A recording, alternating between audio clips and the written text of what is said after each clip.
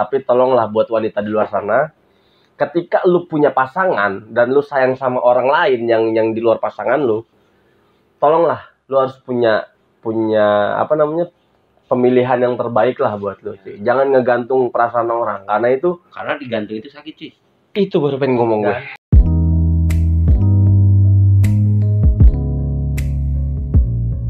Oke, Be. Setuju sih gue. Ini di luar masalah perasaan hubungan ya.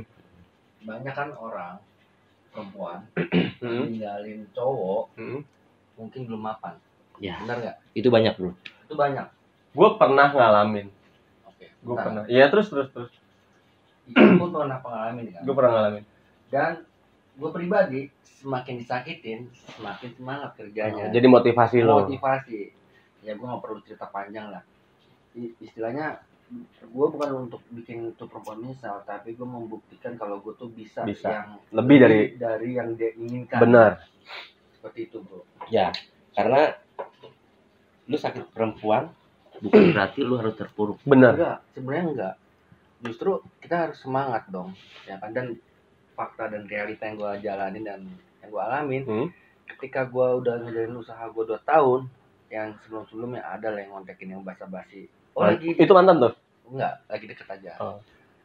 Oh lagi di sini ya, ngapain gini-gini, dan basa-basi lah, intinya mau ketemu. Ya gue jual mahal dong. Seperti itulah yang dibilang Abo. Intinya jangan jangan menyesali ketika kita udahan, udah putus, tapi kita buat semakin acuan. Benar. Ketika kita bertemu lagi, kita udah lebih gitu. Nah, benar. Tapi gue setuju sih sama gue, maksudnya gue approve ketika cewek itu matre, Bang.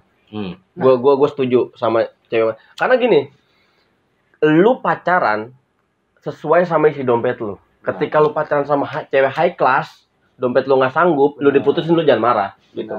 Gue setuju sama hal itu. Karena gini loh, lu kan walaupun pacaran kan seenggaknya lu ngertiin lah di skincare-nya dia mahal. Kalau emang lu nggak sanggup ya udah lepas gitu. Tapi ada juga beberapa cewek yang high class, gue pernah nemu, itu tidak memikirkan materi, Bre. Dia low profile. Yes, benar. Gue pernah nemu cewek yang gitu. Dan gue mungkin mau tambahin nih masalah kriteria cewek matre ya kan. Sebenarnya kalau kriteria cewek matre itu, menurut pribadi gue nggak ada.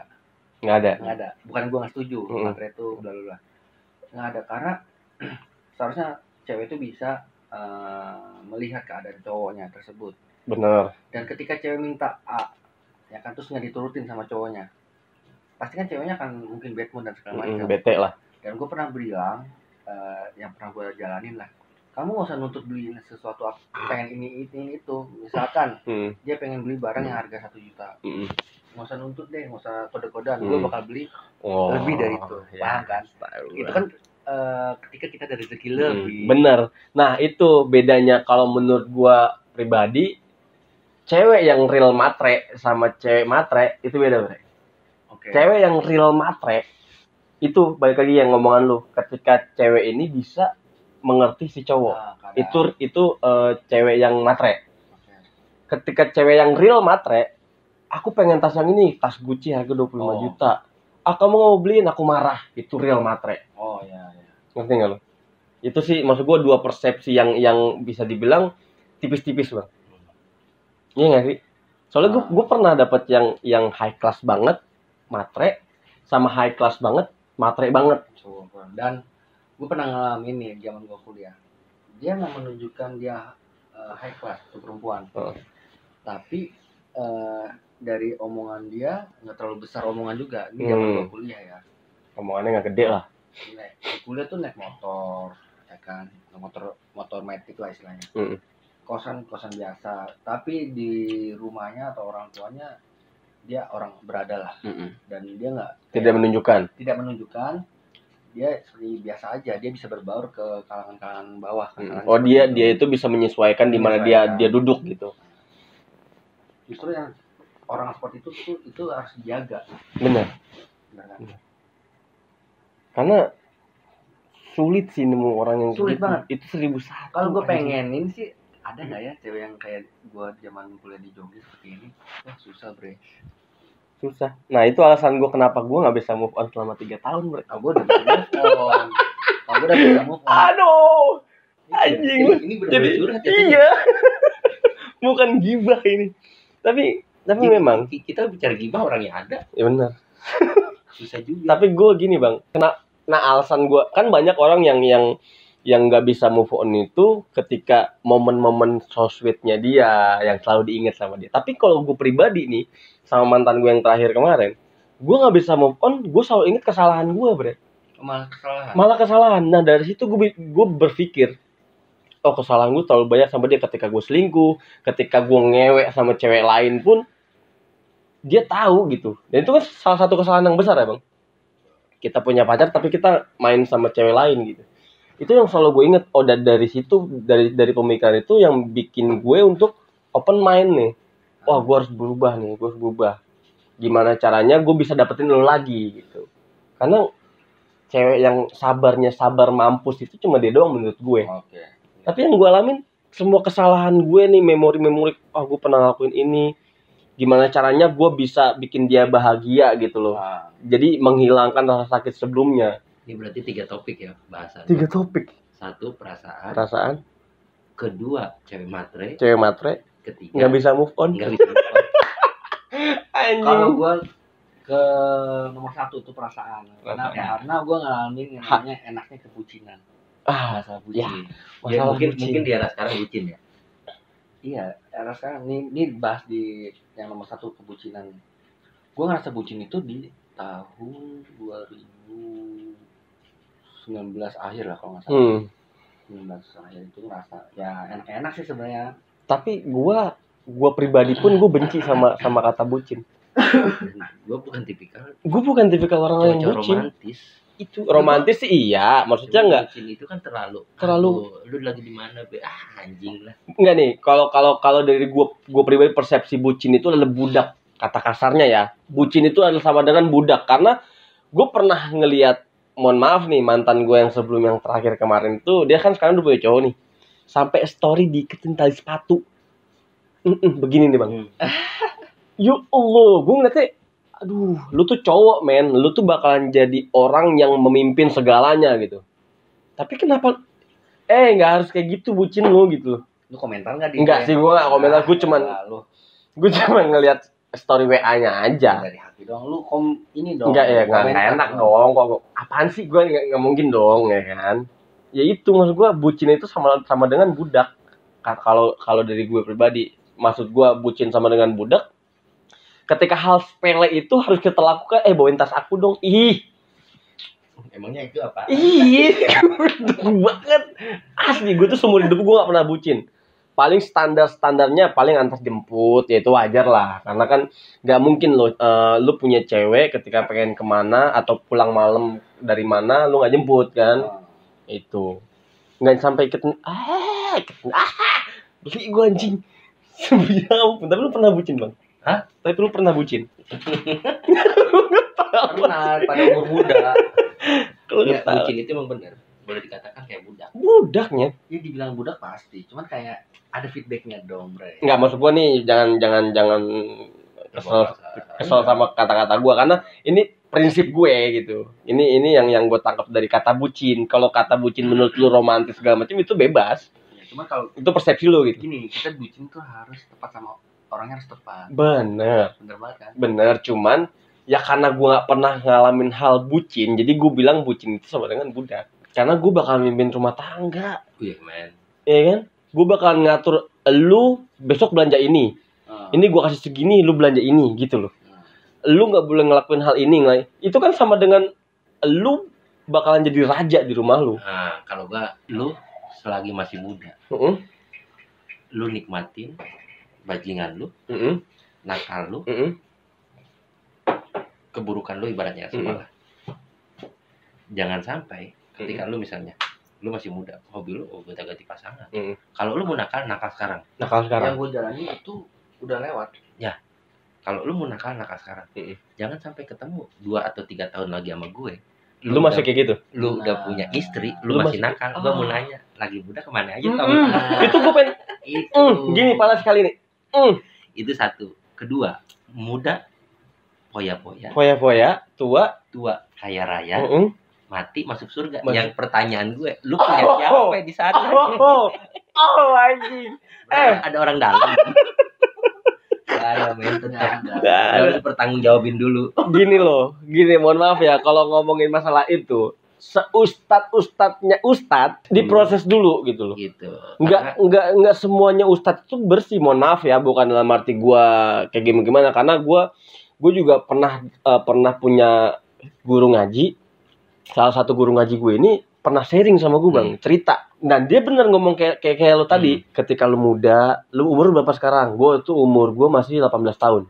Nah, umur lu sekarang ini waktunya lu untuk nakal. Dia malah menganjurkan gue, lu nakal, sepuas-puasnya lu nakal. Lu puasin nakal lu, tapi ketika lu udah berumah tangga ataupun ketika lu udah punya pemikiran yang jauh, lu berubah. Sampai lu, itu ngomongan dia itu persis banget kayak yang guru ngaji gue bilang. Sampai lu ketemu sama gue ke depannya nanti, ataupun lu udah dewasa gimana pun, lu masih nakal, lu punya istri lu masih nakal, lu gue tempeleng. Begitu, Bang. Tapi sayangnya udah almarhum guru ngaji gue. Ya, kita doakan semoga. Ya, semoga guru ngaji gue almarhum diterima iman Islam. Amin ya Allah. Itu the best. Dijauhkan dari siksa kubur. Amin. Oke, lanjut. Jadi itu dia punya pengalaman yang buruk juga, Bang. Ya. Sebelum dia jadi ustadz pun dia pernah nakal senakal-nakalnya gue sekarang gitu. Gue jujur aja nih ya. Gue nikah 3 kali. 3 kali. 3 kali, bro. Dan 3-3-nya kelas nakal ya. Enggak, dan 3-3-nya gue boleh dikatakan ya gagal lah. Enggak nih, sorry Bang, nanya nih gue. Dari ketiganya ini yang membuat lu pisah itu apa? Nah, satu, gue nikah yang pertama itu gue tidak direstui oleh orang tuanya. Sampai gue ya ibaratnya jadilah nikah. Ketika gue punya anak dan anak gue umur 1 tahun 2 bulan, gue itu dipisahkan oleh orang tua si cewek. Perempuan. Sebenarnya jujurnya gue masih sayang sama nih. Ya pastilah, yang pertama. Namanya udah istri, Bang. Ya. Masih. Tapi mertua gue bilang, ya udahlah. Nanti cucu gue mau lu kasih makan apa? Oh, mungkin dia ngeliat dari segi materi kali. Gue jujur ya, karena ya boleh dikatakan seperti itulah. Akhirnya gue udah mengambil keputusan, ya udah gue tinggalin. Dan gue pisah baik-baik dengan si cewek ini. Dan akhirnya menjelang 4 bulan 6 bulan kemudian, cewek gue itu ternyata dinikahkan oleh orang yang kerja di mertua gue. Oh, anak buah emaknya lah itu. Iya. Akhirnya dia nikahkan, akhirnya dia menikah. Dan jujur, ketika dia udah menikah duluan, gue menikah lah dengan istri gue yang kedua. Berdalih gue ini masih sendiri, belum punya anak. Oh, lu belum punya anak? Ya. Oh, berarti lu sama istri pertama nggak punya anak? Sebenarnya punya anak, cuman gue ngaku istri yang kedua. Oh, karena lu dipisahkan. Nah, gak punya anak. Dan gue menikahlah dengan istri yang kedua. Dan istri yang kedua ini, gue ketahuannya itu ketika gue video call, istri gue di belakang nih. Gue lagi video call sama anak gue, dan anak gue yang pertama itu sebenarnya manggil gue Om. Kok bisa? Ya karena emang tidak diberitahu bahwa ini gue orang tuanya. Oh, enggak, maaf Bang. Ketika anak ini lahir, lu ada? Ada. Dan berarti anak kecil ini ketika dia proses dewasa itu nggak tahu gitu. Gue dipisahkan itu umur anak gue itu 1 tahun 2 bulan. Oh ya, masih kecil banget, masih belum ngerti lah ya. Dan gue dipertemukan lagi itu ketika anak gue sudah usia 4 tahun. 4 tahun? 4 tahun, kelas 4 SD. Berarti 6, 7, 8, 9 tahun. Gue diperkenalkan dan dia manggil gue Om. Gokil gak? Lah emang dari awal perkenalan lu sama anak lo itu nggak disebutkan, oh ini ayah lu loh gitu? Enggak. Karena gue supaya berpikirnya kayak gini. Berpikirnya, loh ya udahlah, mungkin emang mertua gue yang nggak mau siapa bapak yang sebenarnya. Tapi kalau menurutku pribadi kesian si anaknya sih Bang. Ya kalau karena mikirnya, aduh bapak gue siapa nih gitu. Ya intinya mungkin suatu saat nanti beliau akan tahu. Benar sih memang. Anak gue akan tahu, gue lo bapaknya gitu. Wah, cuman tapi untuk saat ini ya udah ceritanya nyampe ke perasaan Alfian di Rana Putra. Nggak, tapi anjing sih, maksudnya gue ya, namanya kita kan sosok seorang anak juga kan Bang ya. Kita apalagi lu kan yang ibarat kata lu pernah menikah, sebelumnya pun lu adalah seorang anak gitu. Tapi ketika lu anjing sih sakit sih itu gue Wah ini sih. Soalnya gue pernah salah satu YouTuber. Ini panutan gue banget nih. Dia itu hidup dari kecil sampai sekarang umur dia 28 tahun dan sudah menikah. Dia nggak tahu bapaknya siapa. Dia sampai masuk ke podcast Om Deddy. Dia cerita ketika dia ngeliat keluarga yang lengkap, bapak, emak, anak 2. Terus dia bilang, dia kenapa lengkap? Dia kan makan nasi, dia kan 9 bulan di perut. Wah anjing sih itu sakit sih. Kalau ya alhamdulillahnya ya keluarga gue lengkap.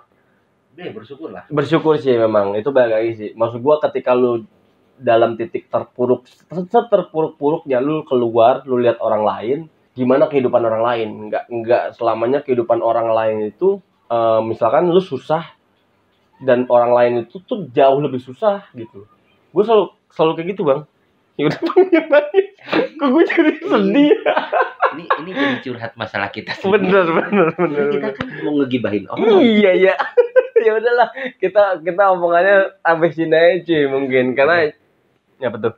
Ya, gue sih berharap Alfian Dirana Putra memang itu jodoh terbaik lo. Bener. Amin. Kalau dia perempuan yang kita nggak bisa menyebutkan merek nama. Kalau lu ngelihat video ini, Alfian Dirana Putra sayang sama lu. Jadi pada intinya kalau wejangan dari kita bukannya kita suatu atau gimana. Kita hanya menyerap cerita dari teman kita walaupun kita nggak tahu cerita dari elunya kayak gimana nih. Kita hanya mendengarkan sebelah pihak. Tapi tolonglah buat wanita di luar sana, ketika lu punya pasangan dan lu sayang sama orang lain yang di luar pasangan lu, tolonglah lu harus punya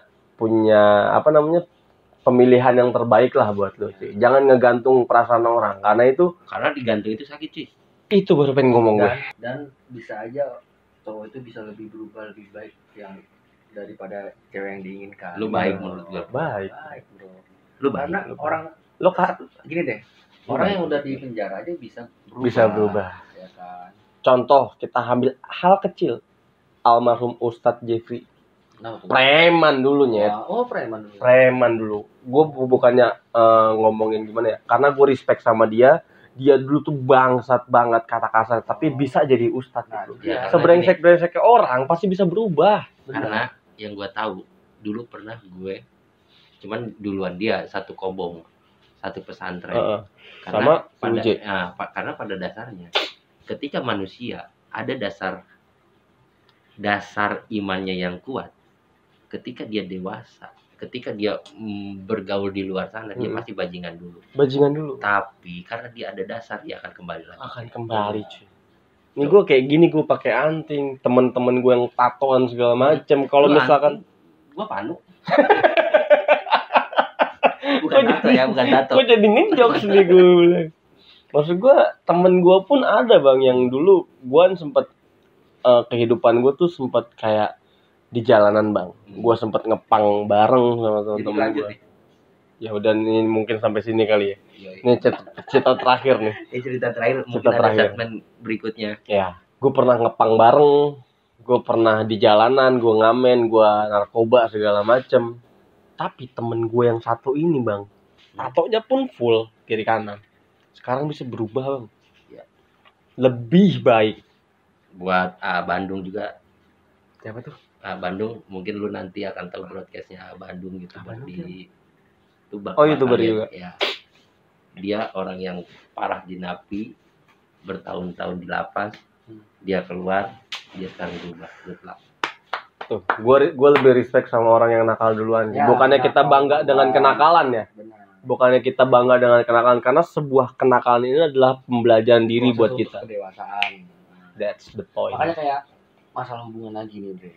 Udah nih kenakalan masalah hubungan, gue nakal hubungan tuh istilahnya players itu dari SMA. Players itu artinya pemain lah. Pemain nggak hanya satu cewek, itu dari SMA. Kuliah sama, tapi pas udah lulus kuliah gue udah beranjak stop. Nah, dan udah 1 tahun lebih setelah lulus gue ngerasa gue ngapain sih main-main sekarang. Nah seperti itulah, semua itu ada proses waktu ke waktu. Dan jangan sampai menyesal ketika udah nikah, kenapa gue dulu masa muda gue gak nakal gitu loh. lebih baik nakal tuh di usia muda, di minimal SMP atau SMA lah. Gue SD sih. Ya, ada otak. Ya udah mungkin. TK. Apa TK? Gue balita. Ya mungkin obrolan kita sampai sini aja cuy, karena udah terlalu panjang juga cerita kita kan. Ya intinya sih omongan kita ini bukannya kita apa ya?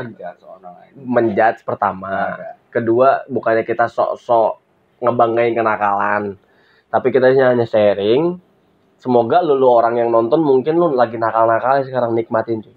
Iya. Ya. Lu nikmatin kenakalan lu, mungkin nanti ketika titik di mana lu harus berubah itu bakalan berubah. Oke. Gitu. Penutupan. Oke, mungkin thank you nih obrolan kita kali ini dengan Red Label ya. Red Labelnya lumayan pusing juga. Nah, contoh kita minum nih. Tapi obrolan kita positif. Iya. Jangan lu minuman bawa kita. Kita yang bawa minuman. Kita yang bawa. Kalau kemana-mana bawa ke lu. Ya udah, thank you Bang Amo buat obrolan. Ian, thank you juga udah mau sharing-sharing masalah kisah percintaan, kenakalan, nggak bisa move on, apalagi tadi tuh. Ya itulah pokoknya. Jadi mungkin segitu aja kedua kali ini. Jangan lupa di like, comment, and di subscribe. Ical Tanjung. See you next video. Peace. Peace dulu.